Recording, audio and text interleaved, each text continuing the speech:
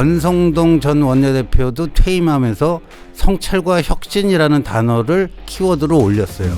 지금 송원석 의원도 뭐 변화와 쇄신 이 얘기를 해요. 친윤들도 다 이제 변화, 쇄신, 혁신 이런 얘기를 다 입에 올립니다. 네. 근데 중요한 게 꼬리표가 붙어요. 그러나 분열은 안 된다. 과거를 묻지 마세요. 자기들이 개헌과 탄핵 국면에서 했던 거 이거 더 이상 문제 삼지 말라는 거예요. 네. 과거를 묻지 말고 그거 하면서 어떤 쇄신과 혁신이 가능하죠? 파괴적 혁신이라는 거는 내부의 출혈을 각오하고 감당하면서 진짜 뼈를 깎는 고통 속에서 뭐를 하자라는 거 아니에요. 근데 분열은 안 된다? 네. 그 앞에 나온 뭐 혁신이네 쇄신이네 하는 말은 의미가 없는 거죠. 그냥 새로운 친윤 감별법이 생긴 거예요. 난 친윤 아니다. 네. 친윤은 이미 없다. 이런 사람들이 친윤이에요.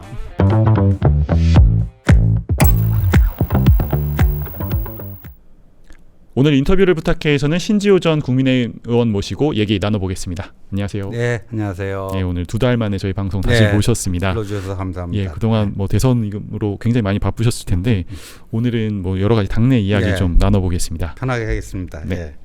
오늘 국민의힘 이제 원내대표 선거가 있습니다. 그래서 송원석, 이현승, 김성원 의원님이 출사표를 던지신 상황이고요. 물론 후보들의 개파간 대리전 양상은 각자 본인들은 이제 부인을 좀 하고 계세요. 네. 아무래도 친윤, 구주류 세력들의 표심이 좀 송원석 의원에게 있다. 이런 분석도 있고 한데 좀 물론 오늘 바로 투표라서 조심스럽긴 한데 어느 분께 좀 승산이 좀 있다고 보시나요? 그건 알 수가 없죠. 네. 제일 예측하기 힘든 선거가 원내대표 선거입니다. 그렇죠. 예. 이 배지들만 투표권을 행사하기 때문에 네. 그래갖고 저도 과거에 이제 그 국회에 있을 때 그런 것을 해봤는데 이게 다 의원들 명단을 갖다 놓고 분류를 해요. 네. 찍어줄 게 확실한 사람은 동그라미, 네. 확실하게 안 찍어줄 사람은 X, 네. 네. 중간에 세모. 그래서 동그라미, 세모, X로 그 지금 107명 있잖아요. 네. 107명을 다 분류를 합니다. 근데 네모가 있다는 것도 아세요? 네모는 뭐냐면은 세모에서 동그라미 되는 중간 과정을 또 네모로 이렇게 뭐 그래갖고 정말 알 수가 없는데 네. 일단 뭐 결론부터 말씀드리면 저는 이렇게 될 것 같아요. 그러니까 저의 관점입니다. 저의 관점이고 그리고 그 사후조사 이번 대선에 보니까 좋은 게 뭐냐면 6월 3일 그 투표를 했는데 4일과 5일에 사후조사라는 게 많아요. 네, 맞습니다. 우리 동아일보에서도 동아시아 연구원하고 네. 해서 사후조사를 했고 또 뭐 엊그저께 보니까 시사인이 한국 리서치에 의뢰해서 또 4일 5일 네. 그다음 한국 갤럽이 자체로 조사한 또 사후조사가 있고 거기서 공통점으로 나오는 그런 게 이제 민심이라고 보면 만약에 김성원 의원이 원내대표가 된다 이건 파란이 인 거예요. 네. 파란이 일어난 거고 그래서 이제 한 줄 평을 하자면 드디어 정신 차린 국민의힘 뭐 그런 식으로 뽑힐 것 같아요. 이제 드디어 좀 정신 차리고 새 출발을 하려고 하나 보다 뭐 이런 거고 근데 이현승 의원이 만약에 되면은 이현승 의원은 중도 통합과 당의 쇄신 둘 다 얘기했거든요. 네. 근데 이게 두 개가 다 좋은 말이에요. 통합도 하고 혁신도 하자는 게 다 좋은 말인데 네. 우리가 이런 말 있잖아요. 단절 없이 쇄신 없고 파괴 없이 혁신 없다. 네. 그러니까 우리가 파괴적 혁신이라는 용어도 있잖아요. 맞습니다. 예. 그러니까 두 마리 토끼 다 잡을 수 있을까 하는 그런 물음표가 찍히지 않겠느냐. 네. 이런 거고 미안한 얘기지만 송원석 의원이 되면은 도로 친윤당, TK 자민련, 네. 구제불능당 뭐 이렇게 될 것 같아요. 네. 말씀하신 대로 저희가 친윤 쪽을 요새 구주류로 표현을 많이 하는데 네. 새 원내대표에 이런 친윤 인사를 선출하면 아무래도 지금 추진하고 있는 김용태 비대위원장의 혁신안이나 이런 부분을 조금 뭉개고 가는 의도가 있는 것 아니냐 이런 네. 생각도 있는데 좀 만약에 송원석 의원이 된다면 그럴 네. 가능성도 있다고 보시나요? 저는 있다고 보고요. 송원석 의원은 그 본인이 원내대표 되면은 김용태 비대위원장 임기 연장 문제는 그 전국위원회가 결정할 사항이다. 네. 그런데 이게 사람이 화장실 들어갈 때하고 나올 때 마음하고 다르잖아요. 그러니까 지금 의원들은요. 개파색을 되게 본인이 그 어떤 농도가 한 8, 9라면 한 2, 3 정도로 얘기하고 있는 거예요. 나는 개파색이 네. 이렇게 옅은 사람이다. 왜? 그게 득표에 도움된다라고 보는 거예요. 득표에 도움된다. 예, 그런데 만약에 되고 나면 달라지죠. 근데 송원석 의원이 지금 얘기하는 걸로 봐서는 김용태 비대위원장 일단 5대 혁신안 중에 핵심인 탄핵 반대 당론 무효화에 대해서 부정적이잖아요. 네. 부정적이에요. 그리고 임기 연장에 대해서는 전국위원회가 결정할 사항이다. 그러니까 송원석 의원이 되는 순간 김용태 혁신은 좌초 뭐 이렇게 된다라고 봐야 네. 됩니다. 그리고 이현승 의원은 좀 물음표예요. 물음표. 그리고 김성원 의원이 되면은 함께 가는 거죠. 네. 전당대회까지 함께 가고 그렇게 될 것 같아요. 네. 알겠습니다. 뭐 사실 대선이 이미 끝난 상황이고 윤 전 대통령이 파면됐고 정권 교체까지 이미 된 상황인데 여전히 당내에서 그 친윤에 네. 대한 이 언급이 되고 있고 뭐 친윤 그룹이 누구 어떤 후보를 밀고 있다 이런 이야기까지 나오는데 사실 의원님께서 SNS에 올려주신 뭐 구친윤들의 변신 뭐 이런 언급도 해주셨는데 네. 좀 어떤 의미로 그렇게 써주신 건가요? 그러니까 이제 친윤이 최대 개파라는 거는 뭐 세상 사람들이 다 아는 반대. 대선 참패 이후에 친윤의 어떤 동향을 보면 묘하게 변신을 시도하고 있어요. 네. 그 누구도 나 친윤이다 이렇게 얘기 안 하고 저 친윤 아니에요. 또 친윤이란 건 이제 없어요. 뭐 이렇게들 많이들 얘기하더라고요. 네네. 근데 거기서 이제 중요한 게 뭐냐면은 이 권성동 전 원내대표도 퇴임하면서 성찰과 혁신이라는 단어를 키워드로 올렸어요. 근데 진짜 그렇게 생각할까요? 근데 이게 굉장히 중요합니다. 네. 무슨 지금 송원석 의원도 뭐 변화와 쇄신 이 얘기를 해요. 친윤들도 다 이제 변화, 쇄신, 혁신 이런 얘기를 다 입에 올립니다. 네. 근데 중요한 게 꼬리표가 붙어요. 그러나 분열은 안 된다. 그러나 분열은 안 된다. 그 윤상현 의원도 어젠가 뭐 그렇게 비슷하게 얘기하더라고요. 네네. 우리가 적전 분열하면 안 된다. 그러니까 과거를 묻지 마세요. 그러니까 자기들이 개헌과 탄핵 국면에서 했던 거 이거 더 이상 문제 삼지 말라는 거예요. 네. 그러면 과거를 묻지 말고 그거 하면서 어떤 쇄신과 혁신이 가능하죠? 아까도 얘기했지만 파괴적 혁신이라는 거는 내부의 출혈을 그거를 각오하고 감당하면서 뭔가 진짜 뼈를 깎는 그 고통 속에서 뭐를 하자라는 거 아니에요. 예. 근데 분열은 안 된다? 네. 그 앞에 나온 뭐 혁신이나 쇄신이나 하는 말은 의미가 없는 거죠, 그냥. 예. 그래서 그런 그 어떤 정치인이 어떤 얘기를 할 때 그냥 단순히 어떤 단어만 주목할 게 아니라 어떤 꼬리표를 붙이는가도 굉장히 네. 중요한데 근데 요새 이제 새로운 친윤 감별법이 생긴 거예요. 그러니까 난 친윤 아니다. 네. 친윤은 이미 없다. 뭐 이런 사람들이 친윤이에요. 이런 사람들이 친윤이에요. 네.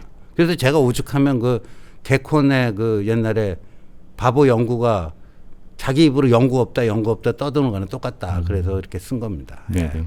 알겠습니다. 그 11일에 이제 권성동 원내대표가 기자회견을 했었고 뭐 그 이후에 이제 뭐 잡혀있던 의원총회를 또 40분인가 20분 전에 취소를 하기도 했었는데 원내대표 이제 기자회견에서도 여론이 겁나서 취소한 건 아니다라고 해명을 했었습니다. 뭐 이런 좀 과정은 좀 어떻게 보셨나요? 그건 굉장히 안 좋죠.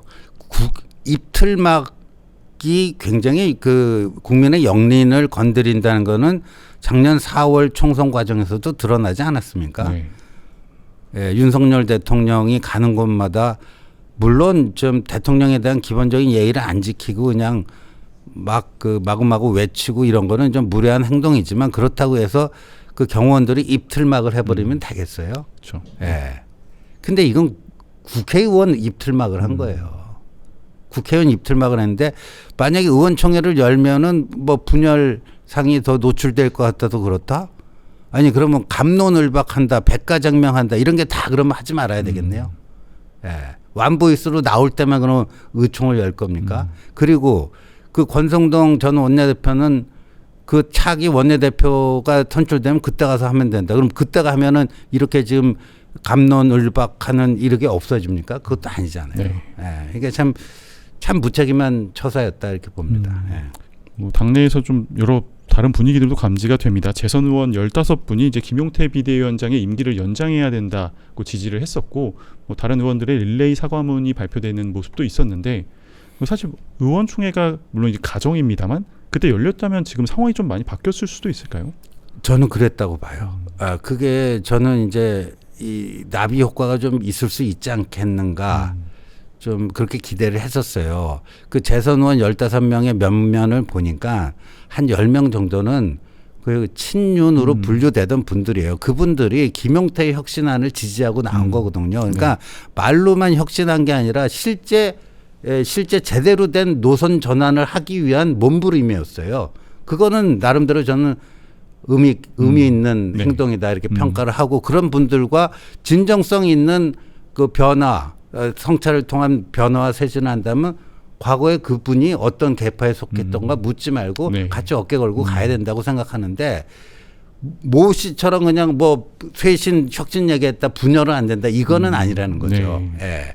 근데 만약에 그날 의총이 열렸으면 그런 분위기가 더 확산됐을 것은 분명합니다. 근데 권성동 전 원내대표는 그 꼴이 보기 싫었을 거라고 봐요. 알겠습니다. 권성동 원내대표의 또 기자회견 중에 이런 언급이 있었습니다.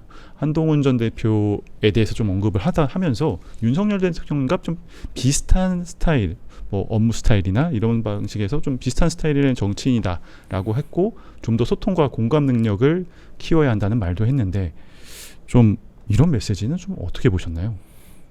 그 지금 당내 정치인들로 국한시켜 보면 윤석열이라고 하는 정치인의 그 대칭에 있는 게 한동훈 아닙니까? 네. 근데 그 둘이 이제 검찰 시절 특수부 그만 10여 년 같이 했다 해서 이제 와서 한 묶음 처리하려고 그래요. 이제 와서 한 묶음 처리하려고 그러는데, 이때 쓰는 단어가 있잖아요. 두 글자. 억가. 억가고, 제가 보니까 이 윤핵관, 원조 윤핵관이잖아요. 네네. 권성동 의원이. 근데 이날 그 퇴임 기자회견 하면서 제가 발견한 거는, 어떻게 저렇게 윤석열하고 판박이지? 그 판박이 뭔지 아십니까? 자기 과오에 대해서는 1도 인정 안 해요. 네. 지금 윤석열 전 대통령이 개헌과 탄핵에 대해서 조금이라도 자기 과오에 대해서 국민들께 죄송하고 사과드린다 한 적 있습니까? 없잖아요. 네. 그러니까 권성동 의원도 원내대표 하면서 6개월이라지만 진짜 파란만장한 6개월이지 않았습니까? 네. 그 6개월 동안 본인이 한 거 중에 아쉽다 이런 표현도 없어요. 그때 내가 조금 판단에 좀 무리가 있었던 것 같다 이런 유감 표명도 없어요. 다 본인은 그때 나름대로 최선을 다한 거다. 본인의 과오에 대해서는 1도 얘기를 안 해요. 근데 본인이 또 성찰과 혁신을 키워드로 내걸었잖아요. 무슨 자아 성찰이 있었죠. 알겠습니다. 국민의힘에서 이제 대선 당시 후보 교체 시도와 관련해 이제 당무 감사에 착수한다는 보도도 있었습니다. 비대위원장이 감사권을 이제 발동하는 건데, 당내에서 좀 입장 차이가 있는 상황이고, 그런 상황에서 이제 후보 사태, 교체 사태에 대한 책임을 지금 상황에서 좀 묻고 가야 될 필요가 있다, 이렇게 좀 보시나요? 저는요, 이게 어차피 당무 감사를 안 하더라도 지금 수사가 이미 시작이 됐습니다. 그 당시 후보 강제 교체 고소고발이 이루어져서 그 당시 지도부였던 쌍권에 대한 경찰 수사가 이미 진행 중에 있고요. 아직 뭐 소환되거나 그런 단계는 아니지만 계속 진행될 거고, 심지어 당 내부에 있었던 그 홍준표 전 시장 같은 경우도 위헌정당 해산 사유가 크게 두 가지가 있을 수 있는데 그중 한 가지로 이 후보 강제 교체 사건. 그러니까 왜냐하면 2013년 14년에 그 통진당이 위헌정당으로 제소가 돼서 그 헌법재판소 그 심판받고 최종 그 결정이 난 거 중에 위헌정당으로 결정이 났잖아요. 근데 내란 선동 혐의만 가지고 위헌정당이라고 한 게 아니라 그때 비례대표 부정 경선한 거 있잖아요. 그것도 위헌정당 결정적 사유가 된다. 왜? 우리 헌법 8조에 보면은 정당은 그 목적, 조직 및 활동이 민주적이어야 한다 이렇게 나오는데 이건 반민주잖아요. 그러니까 후보 강제 교체도 반민주일 수가 있어요. 그러니까 홍준표 전 시장 같은 사람도 이게 정당 해산 사유, 그 다음에 계엄의 날 그 추경호 원내대표 등등이 동료 의원 등의 그 계엄 해제 요구 결의안 그 표결에 참여하는 거를 의도적으로 방해했다면 그것도 사유가 될 수 있다. 네. 이 두 가지를 꼽고 있는 건데, 그러니까 이거는 당무 감사를 하든 안 하든 수사와 그런 게 외부 네, 그게 네. 어차피 한 번은 거치고 가야 네. 돼. 그렇다면 우리가 먼저 자체 조사를 통해서 이 분명한 사실관계 정리해 놓고 뭐 하는 게 훨씬 나을 수가 있다. 네. 이렇게 봅니다. 알겠습니다. 정작 사태의 당사자인 김문수 전 후보가 좀 당무감사에 좀 부정적이다라는 보도도 있는데요. 네. 이게 사실이라면 김 전 후보는 왜 좀 부정적인 걸까요? 근데 김문수 전 후보의 경우에는 본인은 뭐 쓰레기 더미에 들어가는 거다. 나한테 당대표 출마라고 절대 권하지 마라 그러는데 그거는 그냥 하는 얘기고. 네. 그때 대선 출마 할 때도 그랬잖아요. 노동부 장관 시절에. 윤석열 대통령 탄핵 기각돼서 돌아올 거 생각해야지 나한테 무슨 대선 출마 여부 이런 거 묻고 그러지 마라 그랬는데 제일 먼저 출마했잖아요. 네. 그러니까 이번에도 비슷할 거라고 봐요. 그런데 그분은 어느 쪽을 붙잡아야지 표가 많이 되는가. 그게 굉장히 겉으로는 어리숙한 것처럼 하는데 그 계산이 굉장히 빠릅니다. 네. 그러니까 지난번 대선 후보 경선 단계에서도요. 그 김덕순의 을지문덕이네. 그걸로 사실상 당선됐다 해도 과언이 아닐 네. 정도로 그 한덕수와의 단일화를 강력한 자신의 그 경쟁력으로 내세우고 그 지지 세력을 모았잖아요. 네네. 그 지금도 가만히 보아하니 이 당은 아직도 그 친윤으로 분류되는 구친윤 세력들이 다수란 말이에요. 네. 예.